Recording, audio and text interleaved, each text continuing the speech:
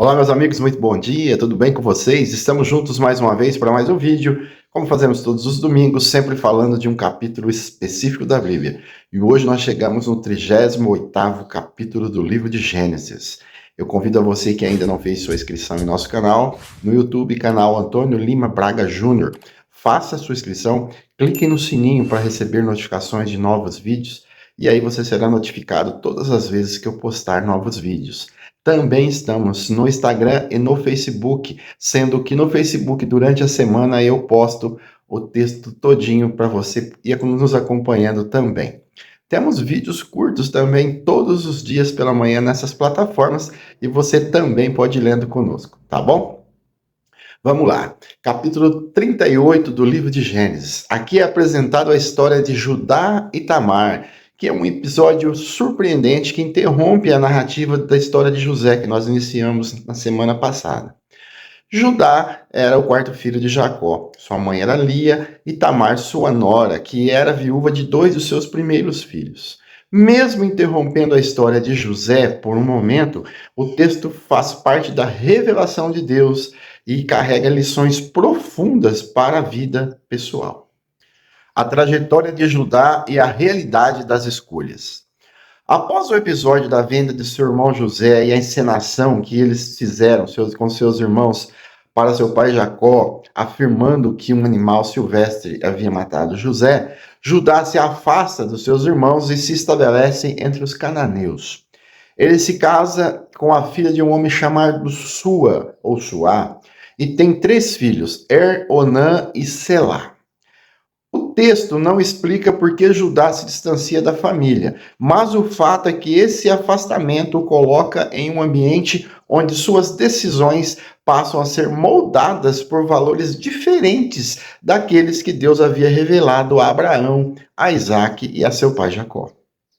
Essa mudança de ambiente e convivência lembra como nossas escolhas diárias, onde estamos, com quem caminhamos, o que priorizamos, influenciam profundamente a nossa vida espiritual. Judá não abandonou Deus. Ele não abandonou Deus explicitamente, mas se afastou da influência da promessa. Muitas vezes, não negamos nossa fé, mas nos distanciamos daquilo que nos mantém firmes nela. Principalmente quando ficamos sem igreja, sem pastores, sem padres, sem líderes, e nós achamos que nós podemos criar a nossa própria igreja sozinhos. E isso nos faz fraco. Nós perdemos a nossa essência. A morte de e o fracasso de Onã. O filho primogênito de Judá, chamado casa-se com uma moça chamada Tamar. A Bíblia afirma que era mau aos olhos do Senhor e por isso Deus o matou. O texto não detalha a sua maldade, mas deixa claro que Deus vê o coração e age com justiça. Mas é importante explicar que quando nós lemos na Bíblia que Deus o matou, em alguns lugares Deus colocou um espírito mau em alguém, você fala, mas como assim? Deus controla dessa forma as pessoas, determina? Não, não é assim. É que a maneira com que o povo hebraico escrevia é que determina esse texto. Quando a pessoa morre, eles dizem Deus o matou.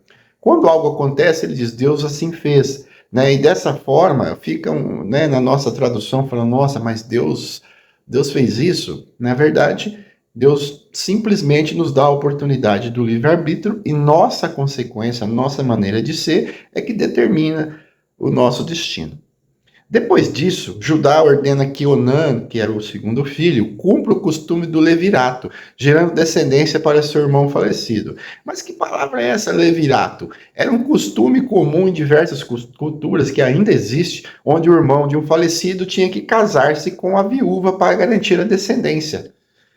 Onã, porém, se recusa a cumprir seu dever agindo de forma egoísta. Ele mantém relações com a sua cunhada Tamar, mas impede a concepção para não gerar um filho que não seria considerado seu.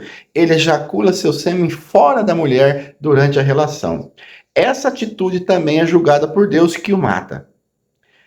A lição aqui é direta. Deus leva a sério a responsabilidade, a integridade e a verdade. Onã queria usufruir do prazer, mas não assumir o compromisso. Em nossa vida, isso nos confronta com a pergunta: estamos buscando apenas benefícios e evitando responsabilidades? Deus não aprova uma fé que deseja apenas bênção e mais rejeita a obediência. Nós vivemos tempos onde as pessoas querem bênção, vão longe, quilômetros, 500 quilômetros em busca de profecias, pregadores, enfim, mas não querem a obediência dessa fé. Deus não se contenta com isso. A negligência de Judá e a vulnerabilidade de Tamar. Com a morte dos 2 filhos, Judá teme entregar o seu terceiro filho para Tamar.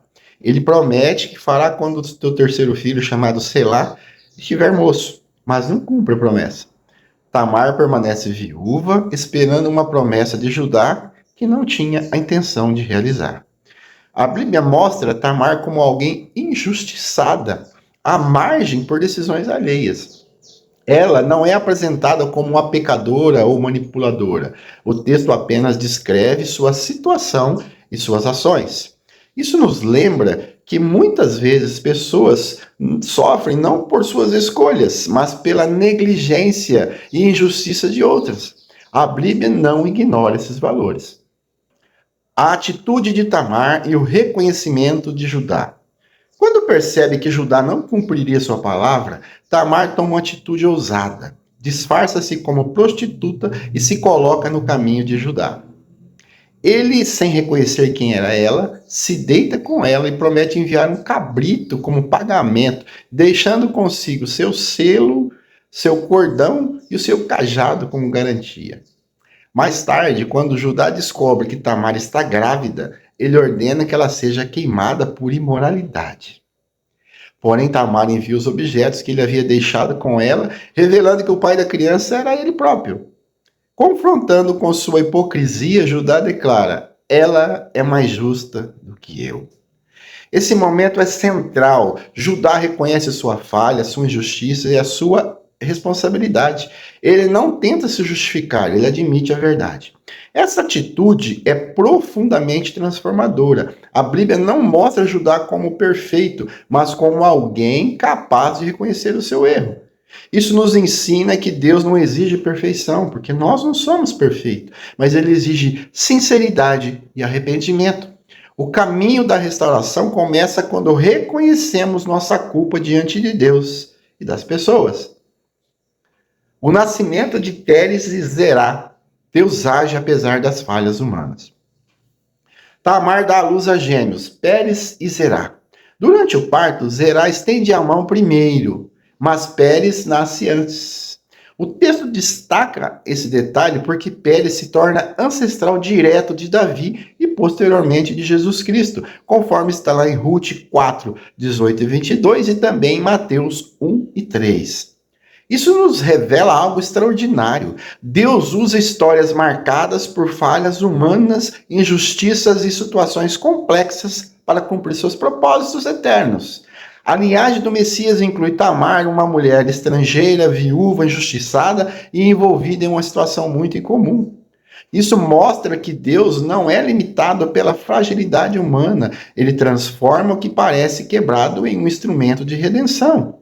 Tamar não tinha descendência e, apesar de todos os erros relatados aqui, a sua descendência foi direta para a descendência de Jesus Cristo. Aplicações pessoais fundamentadas no texto. A partir de Gênesis 38, algumas aplicações práticas emergem naturalmente em nossas vidas. Primeiro, nossas escolhas moldam nosso caminho. Assim como Judá se afastou de sua família e isso influenciou a sua vida, nossas decisões diárias nos aproximam ou nos afastam da vontade de Deus. Segundo, Deus vê o coração e julga com justiça. A morte de Er e Onã mostra que Deus não ignora o mal, mesmo quando ele está escondido nos olhos humanos. Terceiro, a negligência causa sofrimento. Judá prometeu algo que não cumpriu e Tamar sofreu por isso. Somos chamados a ser pessoas de palavra. Quarto, reconhecer o erro é essencial. Judá só começa a mudar quando admite: ela é mais justa do que eu. A restauração começa com humildade. Quinto, Deus age apesar das falhas humanas. A história de Pérez mostra que Deus transforma situações improváveis em seu plano, em parte do seu plano redentor. Gênesis 38 não é um capítulo isolado ou estranho. Ele revela a profundidade da graça de Deus. Judá falha. Tamar sofre, mas Deus conduz a história para um propósito muito maior.